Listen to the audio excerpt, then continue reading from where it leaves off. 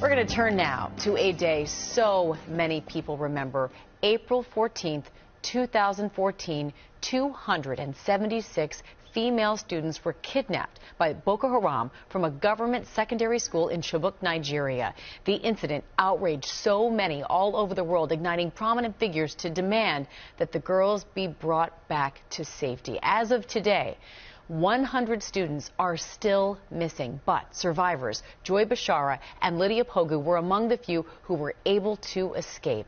And just last week, 7 years and 16 days after their kidnapping and their harrowing escape, we are so happy to say that Joy and Lydia were able to celebrate a momentous occasion. Yes, their graduation from college, Southeastern University in Lakeland, Florida. And there you see Joy and Lydia here today to share their powerful story. First of all, congratulations to you both. What an incredible accomplishment. You know, here was a group that was trying to stop women, stop girls from getting educated, and now you two both have college degrees. So I am so proud and so happy for both of you. And Joy, I want to begin with you because I know you've shared your story, both of you have, about how you were able to escape. Can you give us just an idea of how that was, how you were able to do that given those circumstances? Joy, I'll begin with you.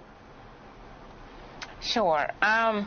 Yeah, so at the heat of that moment, we were all in the back of a truck, like 3 different trucks they took us in. So we were all in the trucks, and I just remembered wondering if I will ever be able to see my family or loved ones again. And I remember thinking of what my mom will do at that moment.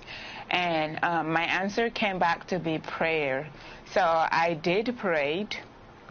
And like 5 minutes after my prayers, there was a car that is among that the Boko Haram people were in, and it couldn't move anymore, so they needed to fix it. And due to the fact that they drove far away from town, and now we are far away, they couldn't go back and steal another car.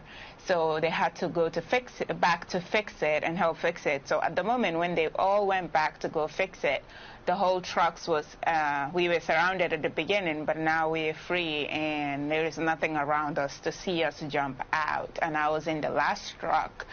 So I just remembered a voice in my head saying, jump out. And I looked down and I thought that that was a crazy idea, because to get into the truck, we had to use a small size car to get in and help each other climb the trucks because it was so big.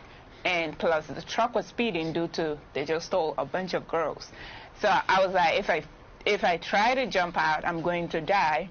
And I kept on hearing this voice repeatedly saying, jump out. So I listened.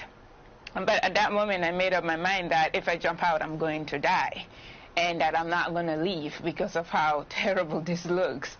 So I was making a decision to a point where, do I want to go with these people or do I want to die?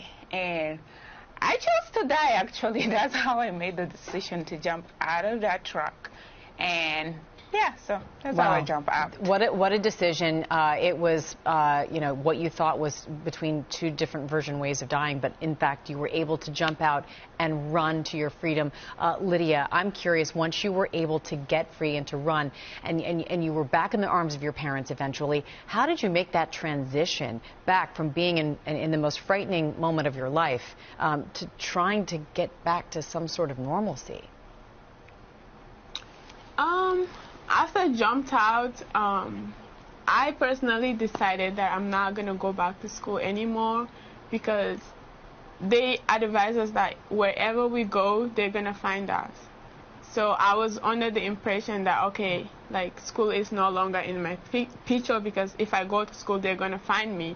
So I decided to just stay with my parents until we got called, Joe and I, to come to American Embassy to talk to, you know, Congress Federer Wilson and Congress Joy, right?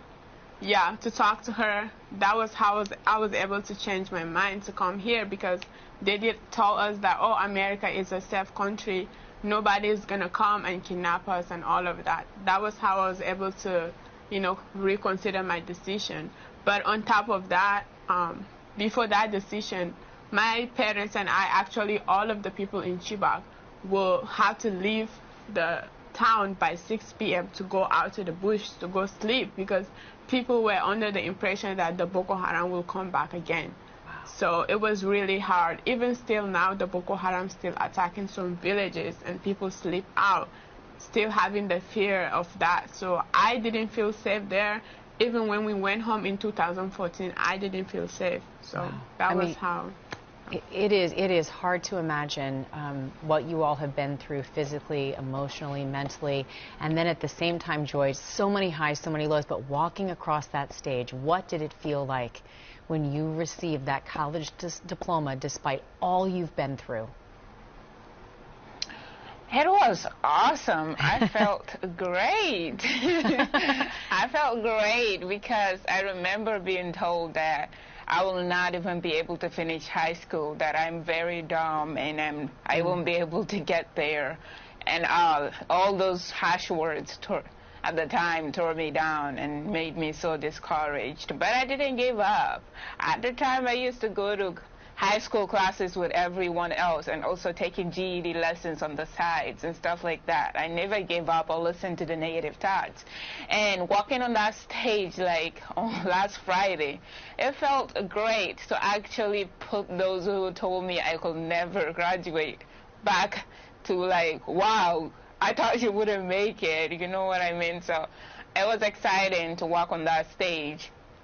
Wow. After being told you can't do it. They say the best revenge is success, and it looks like you've accomplished that. And I'm curious, Lydia, what's next for you? You've got your diploma, you've got your degree.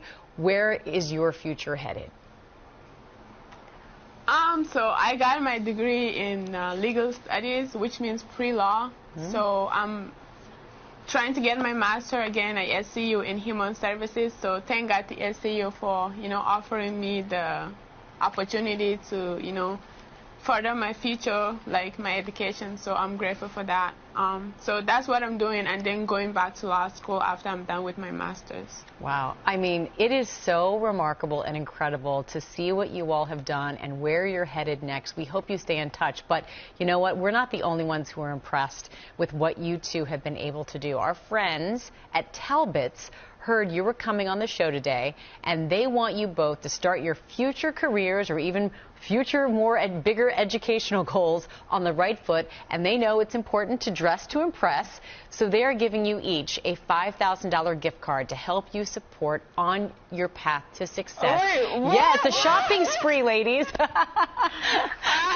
that is so awesome. Thank you so much. Thank you so much. Well, that made my whole day.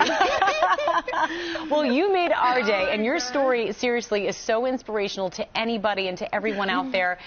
Joy and Lydia, thank you so much for being with us. We are cheering you on. We're wishing you the very best with your next steps, and thank you for coming on the program. Please be well. Of course. Thank you so much for having us.